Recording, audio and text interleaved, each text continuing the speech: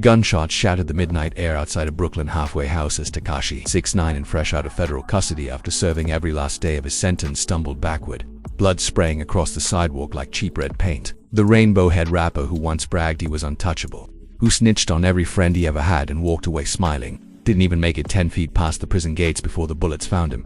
1, 2, 3, 4. He hit the ground hard, colorful dread soaking dark, his signature smirk frozen in a final, ugly scream. Witnesses say the shooter stepped out of a blacked-out SUV, walked up calm as death itself, and stood over the body long enough to empty the rest of the clip into 6ix9ine's chest point blank, execution style. No mask, no rush, just cold, deliberate revenge. In the chaos that exploded seconds later, one name was already being screamed into the night by the small crowd that had gathered to welcome him home. It's over. They finally smote him.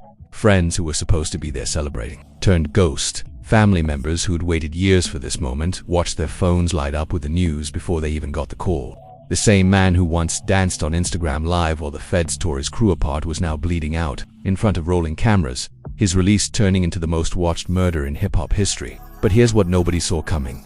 The shooter didn't run. He stood there, looked straight into the nearest security camera, and smiled almost like he wanted the world to know exactly who pulled the trigger. And just like that, the streets that 6ix9ine thought he'd conquered were already whispering the one question that's about to tear the entire game apart. Who ordered the hit, and why did it happen the exact second he thought he was finally free?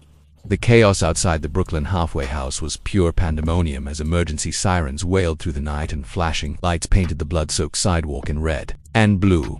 6ix9ine lay there motionless, his once vibrant rainbow dreads now matted with dark crimson, his signature flashy jewelry scattered around him like broken promises. Paramedics rushed in shouting codes while a small crowd of supposed supporters stood frozen, some already filming on their phones, whispering that the king of snitches had finally met his end. But even in those first terrifying moments, rumors started flying faster than the bullets had, and the name on everyone's lips was the one person everyone knew had the biggest reason to want him gone. Inside the halfway house, staff was scrambling, trying to lock down the scene, but it was too late. The damage was done and the internet was already exploding with the news. Fans who had been counting down the days until his release were now flooding social media with shocked reactions, some crying, some laughing, some straight up celebrating that the troll who turned on his entire crew was gone. One viral clip showed a group of young fans outside the facility screaming he got smoked right as the body was being covered, and that clip was racking up millions of views within minutes.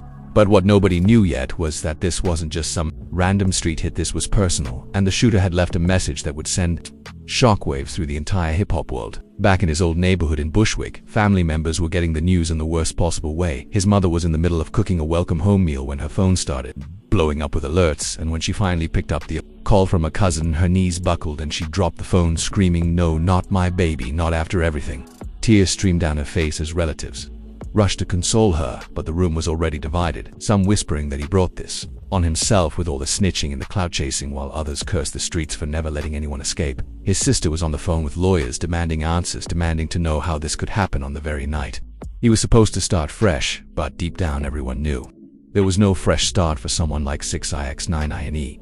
Meanwhile, in Los Angeles, where many of his old enemies had relocated, the phones were ringing off the hook, and one particular former associate was seen smiling ear to ear as he watched the live news footage. This wasn't just any rival, this was someone who had been betrayed in the most public way possible, someone whose entire crew got dismantled because of 6ix9ine. In his testimony, and now the streets were saying the debt had finally been paid in full. But as the hours ticked by and more details leaked out, a darker twist started to emerge. The shooter wasn't some low-level gang member looking for street cred. No, this was calculated, and the way he stood over the body smiling into the camera suggested he wanted the world to see his face because he knew protection was already in place from higher up. Witnesses later described the shooter as a tall figure dressed all in black, with a distinctive tattoo visible on his neck when he turned toward the light. And that tattoo matched descriptions from old photos linked to a certain crew that 6ix9ine had once called family before he flipped. The police were already pulling security footage, and it showed the SUV circling the block twice before pulling up exactly when 6ix9ine stepped out. So this wasn't random, this was timed perfectly. Someone had inside information on his exact release, time and location. Fans online were split right down the middle, with some posting "rest in peace" memes, while others typed "he got what he deserved" in all caps, and the comment sections turned into full-blown war zones with death threats flying in every direction. As the sun began to rise over New York, the first official statements started dropping, and the hip-hop community was in full meltdown mode. Big names who had once collaborated with him were now posting cryptic messages, some saying karma is real, while others stayed completely silent, knowing that speaking too loud could put them next on the list. His manager, who had been waiting inside the facility with a new record deal contract in hand, was now on camera, looking shell-shocked, repeating, "I can't believe this just happened. We had plans, we had everything lined up." But those plans were dead on the sidewalk along with 6ix9ine. And the only thing left was questions. Questions about who wanted him gone so badly that they couldn't even wait one single night. Rumors started connecting the hit to a massive unpaid debt from his old drug days, a debt that grew even bigger when he started cooperating with the feds and left his former partners holding the bag in prison. One anonymous source close to the situation claimed that a hit had been ordered months ago, and the only reason it didn't happen inside was because federal protection kept him safe until the very last second. But now that shield was gone and the streets had collected with interest, family, friends were already pointing fingers at each other, some accusing distant cousins of leaking the release details, while others swore it had to be an inside job from someone he trusted enough to meet. Right after walking out, the drama was just beginning and the first twist was about to drop that would make everyone question everything they thought they knew about that fatal night. Detectives were already interviewing everyone who had been waiting outside, and one young woman who claimed to be his girlfriend at the time was hysterical, telling officers that he had received threatening messages all week but brushed them off, saying nobody would touch him now that he was free. She described how he was laughing and flexing just minutes before stepping outside, saying, "Watch me make my comeback bigger than ever," and then the shots rang out and her whole world shattered. Her emotional breakdown was caught on body cam and leaked within hours, showing her screaming, why did they do this to him?" And that raw footage only fueled the public's obsession with the case. As news crews descended on the scene and helicopters circled overhead, the story was no longer just about a murdered rapper. It was becoming a full-blown saga of betrayal, revenge, and the ugly underbelly of the music industry. Old footage of 6ix9ine snitching in court was being replayed side by side with a fresh crime scene video, and the contrast was chilling. The same man who once pointed fingers at everyone else was now the one lying lifeless with multiple gunshot wounds. Fans who had defended him for years were now deleting their old posts, some publicly apologizing for supporting a rat, while others doubled down, saying he was a genius for playing the game his way. The division was real, and it was tearing friendships apart in real time across social media platforms. But the biggest shock of the early morning came when a second video surfaced, this one from a nearby rooftop, showing not just the shooting but a second figure standing in the shadows watching the whole thing go down. That figure looked familiar to those who knew the old crew, and whispers started that this wasn't a solo mission. This was coordinated, and someone powerful was pulling the strings from afar. The family was left divided, with some members calling for justice and others saying let the streets handle it the way they always do. Emotions ran high as relatives argued in hospital waiting rooms even before the official confirmation of death came through, and the air was thick with accusations and regret. This was only the beginning of a storm that would engulf everyone connected to 6ix9ine. In his past, his present, and anyone foolish enough to think they could stay neutral in the fallout. The streets had spoken, and the message was loud. The snitch who thought he could walk away laughing had been silenced forever, but the real questions were just starting to surface, and they would lead to revelations that nobody saw coming. The drama was unfolding at lightning speed, and the next twist would hit even harder, shaking the foundations of loyalty, trust, and survival in the game. As investigators dug deeper into the SUV that sped away after the shooting, they discovered it had been reported stolen just hours earlier, but the plates were switched with ones from a vehicle linked to a known associate of one of 6ix9ine's biggest rivals. This connection sent detectives scrambling, and the media frenzy reached fever pitch, with every outlet racing to break the latest development. His former lawyer, who had once defended him during the federal case, was now on every news channel saying, "This is a tragedy, but we all knew the risks he took and the enemies he made." But behind closed doors, that same lawyer was fielding frantic calls from other clients, worried that old secrets might come spilling out now that the main witness was gone. The emotional toll on those closest to him was devastating. His young daughter, who had been promised a big reunion, was instead being shielded from the graphic images circulating online, and her innocent questions about when daddy was coming home broke the hearts of everyone around her. Family gatherings that were supposed to be celebrations turned into mourning sessions, filled with what-ifs and if-onlys, and the blame game was in full swing, with fingers pointed at managers, agents, and even distant relatives who might have sold information for a quick payday. The hip-hop community watched in stunned silence as tributes mixed with diss tracks started dropping within the first 24 hours, some artists using the moment to settle old scores, while others called for peace that nobody really believed in. This single act of violence had ripped open old wounds and exposed the fragile alliances that held the industry together, and as the day wore on, it became clear that 6ix9ine's death was not the end of the story. It was merely the explosive opening chapter in a saga of payback that would claim even more casualties before it was over. The world waited with bated breath for the next revelation, knowing that in this game, once the bullets start flying, the drama never stops. It only gets bloodier and more personal with every passing hour. The next twist hit like a freight train. Just as the morning news cycles were picking up steam and what everyone thought was a straightforward street execution suddenly revealed layers nobody expected. That second figure caught on the rooftop video wasn't just some random lookout. The enhanced footage showed a distinctive chain glinting under the streetlight, and that chain matched the exact custom piece 6ix9ine had gifted to one of his closest day one homies years ago before the snitching started. The internet detectives went into overdrive, zooming in frame by frame, comparing old Instagram posts, and within hours the name was trending. Worldwide trailed the silence, the man who had stayed quiet through all the federal raids, the man 6ix9ine once called brother, now allegedly standing watch while the trigger was pulled. Trell himself was already on the move, his phone blowing up with messages from mutuals asking if it was true, if he really crossed that line after swearing loyalty even when everyone else turned their backs. In a hidden location somewhere in Queens, he sat with a small crew watching the coverage, his face stone cold but his eyes burning with years of pent-up rage. "You think I forgot what he did?" he muttered to the men around him, pointing at the screen where old courtroom clips played on loop. He named everybody. He pointed at me in that room like I was nothing after I put food on his table, after I took bullets for him. The room fell silent because they all knew the story the night 6ix9ine decided to flip and save himself by burying everyone who had ever shown him love. Back in Brooklyn, the family was fracturing faster than the concrete under the crime scene tape. His mother sat in the living room surrounded by aunties and cousins, some crying, some arguing loudly that blood is blood and no matter what he did, he didn't deserve to die like a dog in the street.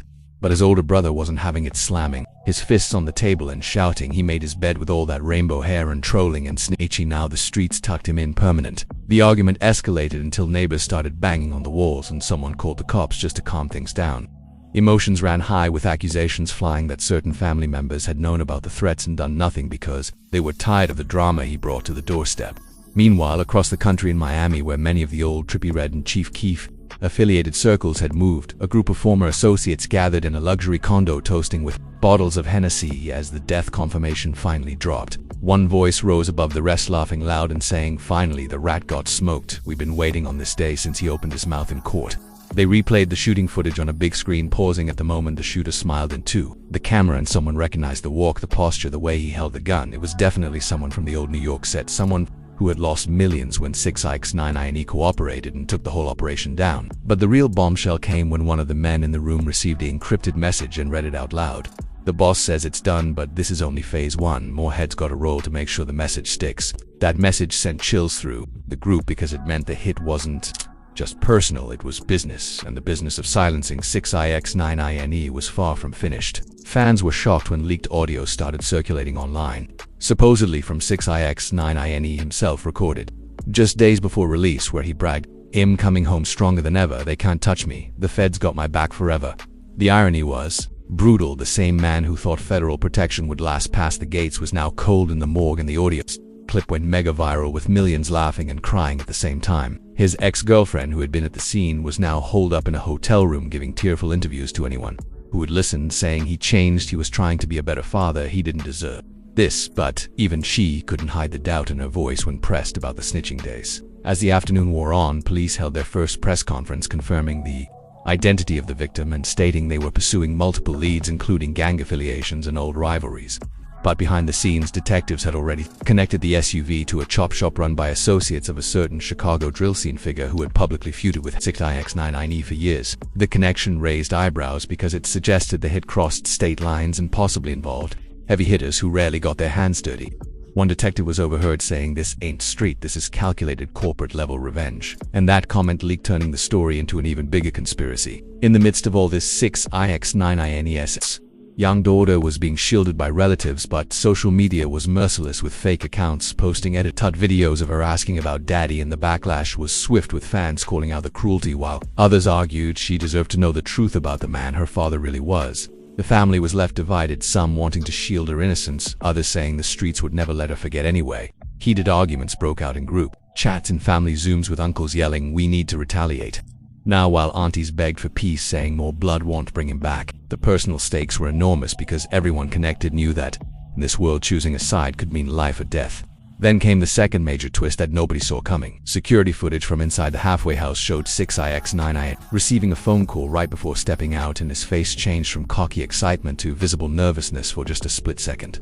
Lip readers and audio enhancers went to work, and the whispered conversation seemed to include the words, "They waiting outside, be careful," but he brushed it off laughing, saying they ain't got the heart. That clip proved he knew something was off, yet still walked into the trap, and fans were shocked at how close he came to surviving. If only he had listened to that warning voice on the other end. Speculation exploded about who made that call. Was it a setup from someone pretending to be a friend, or a genuine last-minute alert from a concerned family member? Terrell the Silent was now the most hunted man on the internet, with his old photos circulating and bounty-style posts appearing in underground forums, offering serious money for any information on his whereabouts. He knew the heat was coming, so he made a bold move, recording a voice note that somehow leaked, where he said, "Yeah, I was there, but I didn't pull no trigger. I just made sure the job got done clean after what he did to my people." He had it coming. Fair and square. That voice note split the streets, some calling Trell a hero for finally doing what others were too scared to do, while others labeled him a snake for watching his former brother get smoked without stepping in. The betrayal ran deep, and old friendships were shattering in real time as people chose sides publicly on live streams. His mother collapsed again when she heard about the voice note, screaming how could someone he called family do this? And the emotional conflict tore through the household, with some relatives defending Trell, saying he was just balancing the scales, while others vowed to find him and make him pay. The personal stakes couldn't be higher, because Trell wasn't just any associate. He had been there during the rise. He had shared hotel rooms, tours, and secrets, and now those secrets were the very reason 6ix9ine was dead. Reactions from the broader fan base were mixed, with some posting old throwback photos of the two smiling together, captioned "From day ones to this," while others flooded the comments with "He deserved every bullet." As evening approached, the story took yet another unexpected turn when a high-profile attorney representing one of 6ix9ine's former co-defendants stepped forward, claiming new evidence that proved the rapper had continued cooperating even after his initial testimony, providing information that led to additional arrests in the music industry. This revelation suggested the hit might have been ordered not just for past sins but to prevent future ones, because 6ix9ine was reportedly planning a tell-all documentary that would name even more names and expose deals that could topple careers. The attorney refused to give specifics on camera, but the implication was clear: this murder was insurance, a way to close the book permanently on a man who never knew when to stop talking. The hip-hop world was now watching every move with paranoia, setting in as artists canceled appearances and increased security details, worried that old associations with 6ix9ine could paint targets on their own backs. Family drama continued to unfold, with distant cousins coming out of the woodwork, claiming they had warned him about the threats and demanding to be heard in the media for their 15 minutes of clout. Emotions ran high as old text messages surfaced, shelling 6ix9ine, bragging about how he would expose everyone once he was free, and those messages painted him as still dangerous even in custody. The stakes were personal for everyone involved, because in this game loyalty was currency, and 6ix9ine had spent all of his and then some. The day that started with gunshots was ending with a city on edge and a music industry holding its breath, waiting for the next domino to fall, because one thing was certain: the smoking of 6ix9ine wasn't the final act. It was only opening the floodgates to a wave of revenge, betrayals, and revelations that would keep the drama burning for weeks to come. The streets had spoken, but the full story was still unfolding, and the next chapter promised to be even bloodier and more shocking than anyone could imagine. The drama intensified as night fell over New York, and the investigation took a turn that nobody in the hip-hop world saw coming. Forensic teams working through the crime scene discovered something unexpected tucked inside 6ix9ine's bloodstained jacket pocket: a small encrypted USB drive wrapped in plastic, like he knew he might not make it out alive. When investigators finally cracked the encryption later that evening, the contents sent shockwaves through law enforcement and the streets alike. Dozens of secret audio recordings, hours of conversations with high-profile industry figures where 6ix9ine could be heard negotiating deals, threatening to expose secrets, and even bragging about how he planned to flip again if things got hot after release. One particular recording featured a very recognizable voice from a platinum-selling artist discussing old drug shipments and studio sessions that could destroy careers if they ever leaked. That USB drive changed everything, because suddenly it wasn't just about past snitching, it was about stopping a walking time bomb from detonating on the entire industry. Word spread fast through encrypted group chats, and within hours certain major labels were quietly putting their legal teams on high alert. Trell the Silent, who had been laying low, received the news through back channels, and his reaction was pure ice. He leaned back in his chair and said to his crew, "See, I told y'all, he never stopped being a rat. Even in the feds, he was still collecting dirt. Now the whole game gotta pay for protecting him too long." The personal stakes for Trell skyrocketed, because if those recordings named him directly, his own freedom was on the line, and he knew powerful people would come looking to tie up every loose end. Back at the family home, emotions boiled over into a full screaming match that spilled out onto the front porch. His sister stood toe-to-toe with his brother, yelling, You're acting like he was some saint, but he was still my little brother, and now Hay's gone because cows like you wouldn't protect him." The brother fired back. "Protect him after he snitched on our own blood on our cousins, who did time because of his mouth? Nah sis, he dug his own grave and the streets just filled it." Neighbors filmed the argument from across the street, and the clip went viral instantly with captions like 6ix9ine. Family already at war, and fans were shocked at how quickly love turned to blame. His mother sat in the corner rocking back and forth, whispering, "My baby, my rainbow baby," as tears streamed down her face, unable to process that the boy she raised on struggle was now reduced to a headline about betrayal and bullets. In Los Angeles, the Miami crew that had celebrated earlier was now scrambling because one of the voices on the USB recordings belonged to their own connector man who moved serious weight behind the scenes and funded several big-name projects.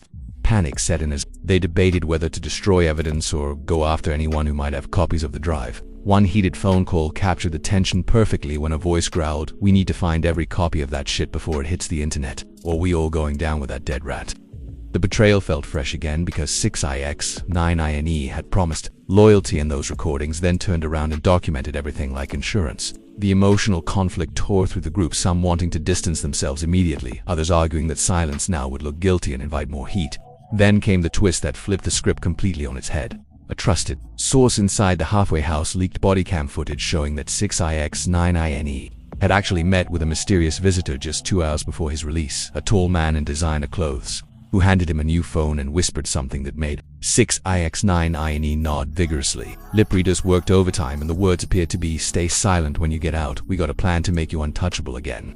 This suggested that someone with serious money and connections had been working behind the scenes to rehabilitate his image, perhaps even planning a massive comeback tour or documentary deal.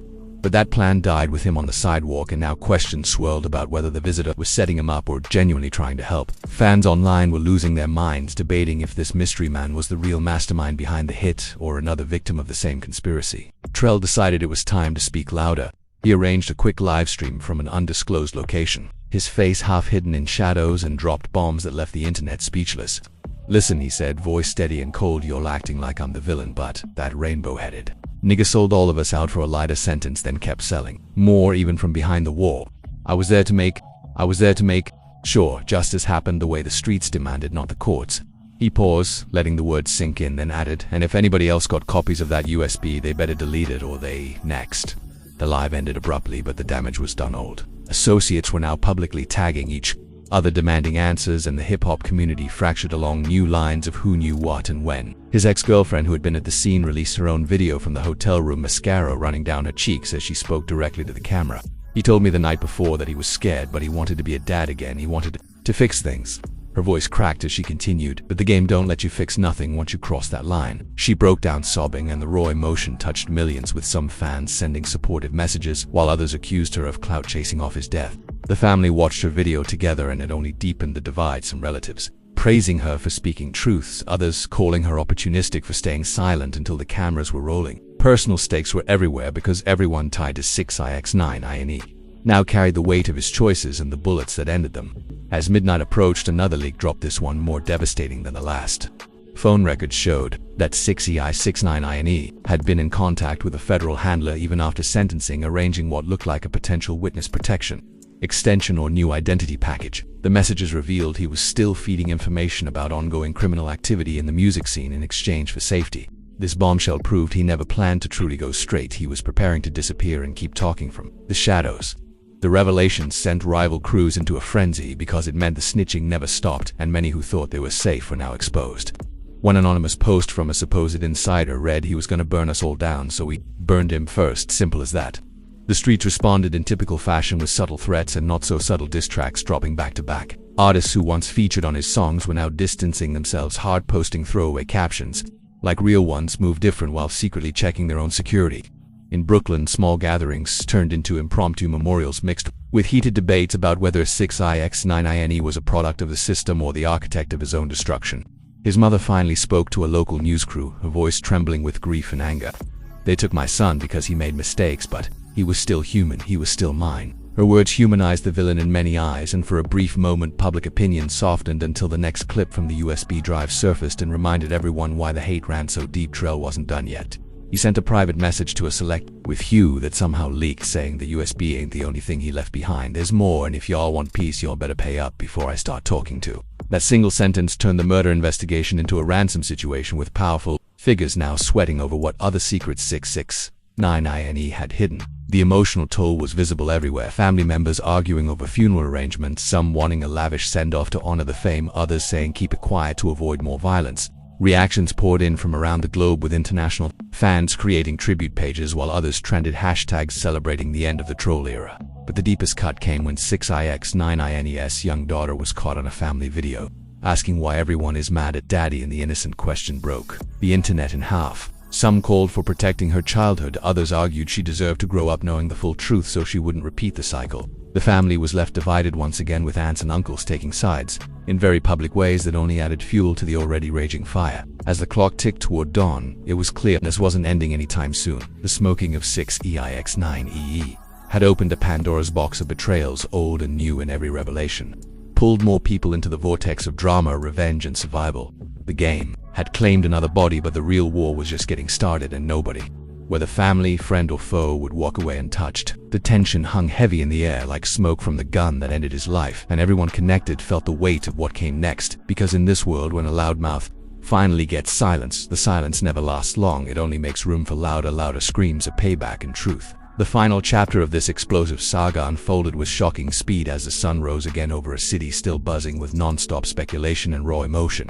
Detectives finally traced the encrypted USB drive contents to a hidden cloud account that 6ix9ine had set up months earlier, and when they accessed it, the full scope of his double life crashed down like an avalanche. Hundreds of files detailed not only old crimes but fresh plans for a tell-all book, a documentary series, and even a new label deal where he promised to expose every dirty secret in exchange for millions in total immunity. Names of a list with superstars, producers, and executives filled the documents, some still active at the top of the charts, and the panic that rippled through the industry was immediate and brutal. Phones went silent in Hollywood. Hills mansions and private jets were rerouted as powerful players scrambled to contain the damage from a dead man who refused to stay quiet even in the grave. Terrell, the silent, sensing the walls closing in, made one last bold move. He arranged a secret meeting with a few remaining loyalists in an abandoned warehouse on the outskirts of Queens, and the conversation caught on a smuggled recorder revealed the deepest layer yet. "I didn't just watch," he admitted in a low growl. "I made the call to the shooter the moment that Rainbow Fool stepped out, because he was never going to stop. He was going to sell us all over again for a comeback story." The men around him nodded grimly, knowing they had crossed a line that could never be uncrossed, but believing it was necessary for their own survival. That recording leaked within hours, turning Trell from silent watcher to alleged mastermind, and the manhunt intensified with federal agents now joining local police because the case had grown far beyond one murdered rapper. The family tensions reached a breaking point during the private viewing at the funeral home.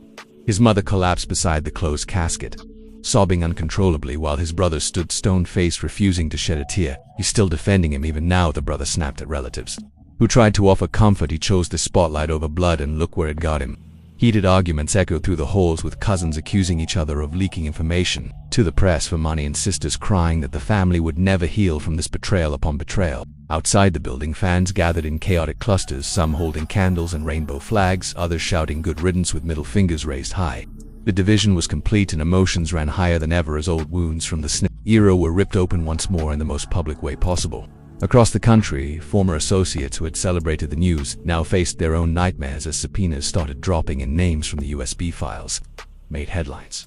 One well-known producer was seen leaving his studio in tears, telling waiting cameras, "I never thought he would keep recording us like that. We were supposed to be family." The personal stakes hit rock bottom for many, because careers built over decades were suddenly hanging by a thread, all because of a man who smiled for the cameras while stabbing everyone in the back.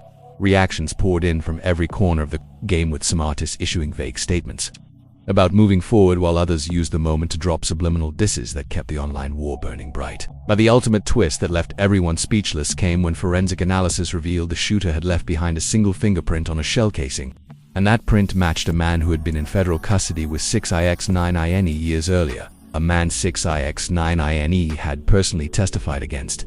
This meant the hit was possibly orchestrated from inside prison walls by someone who waited patiently for the perfect moment when protection finally dropped.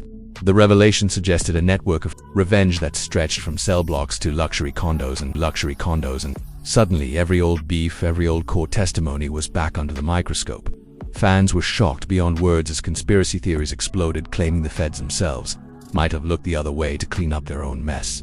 The family was left divided once again, with some demanding a full federal investigation, while others whispered that digging deeper would only bring more bodies to the pavement. In the days following the shooting, 6ix9ine's daughter became the unintended center of the storm, as viral videos showed. Her innocent face asking about her father, and the public split into fierce camps, one side calling for protection and privacy, the other arguing that truth should never be hidden from the next generation. Heated family discussions turned into leaked group chats where uncles argued over custody and money from unreleased music, while aunts begged everyone to put the child first. The emotional conflicts reached heartbreaking levels because no matter how loud the world screamed about karma or justice, a little girl had lost her father in the most violent way imaginable, and that pain cut through all the trolling and clout chasing. Trell finally surfaced in a pre-recorded video that dropped like a bomb. He looked directly into the camera, eyes hard and voice steady, saying, "I did what had to be done for every brother he sent to prison, for every mother who cried because of his lies. If that makes me the villain, then so be it, but the game is cleaner without him." The message spread like wildfire, splitting the streets into those who hailed him as a hero of the code and those who branded him a cold-blooded killer, hiding behind street justice. Old friends turned enemies overnight, and the betrayals kept piling up as people chose sides in very public, very dangerous ways. As the week drew to a close, the hip-hop world tried to return to some sense of normalcy, but the shadow of 6ix9ine loomed larger than ever. Unreleased tracks leaked featuring his voice bragging about coming back stronger, and the irony stung harder with each play. Memorial murals appeared overnight only to be vandalized by morning, with messages like "Get stitches" painted in bold red. The family held a small private service, but even that was interrupted by drone footage and paparazzi hiding in bushes, turning grief into another spectacle. Reactions from fans continued to pour in, mixed with tributes, diss tracks, and endless debates about whether his death was justice, karma, or just another sad chapter in a violent culture. Yet through all the chaos, one truth remained crystal clear: the smoking of 6ix9ine right after his release wasn't the end of anything. It was the spark that ignited a firestorm of revelations, payback, and broken loyalties that would burn through the industry for years to come. Old alliances crumbled, new enemies emerged, and everyone left standing wondered if they would be next when the bullets started flying again. The drama had exposed the ugly heart of the game, where loyalty lasted only as long as the money and the spotlight, and where a single decision to snitch could echo long after the body hit the ground. The streets had spoken in the loudest way possible, and the message echoed from Brooklyn to Los Angeles, from prison yards to penthouse suites: nobody is untouchable, not even the loudest troll with the brightest hair, once the code is broken and the debt comes due. Now it's your turn to decide what happens next in this wild story. Do you think Trell did the right thing for the streets, or was this just another cycle of pointless violence? Was 6ix9ine a victim of his own ego, or did he truly deserve every bullet? Drop your thoughts in the comments below. Tell us which side you're on and who you believe is really behind all the chaos. If you want more explosive breakdowns like this, make sure you hit that like button right now, smash subscribe, and turn on notifications so you never miss the next chapter of the drama that has the entire game on edge. Which artist do you think is sweating the most after those USB files leaked? Let us know in the comments, and share this video with every real one who needs to see the truth. The streets are watching, and so are we. Stay locked in, because this story is far from over.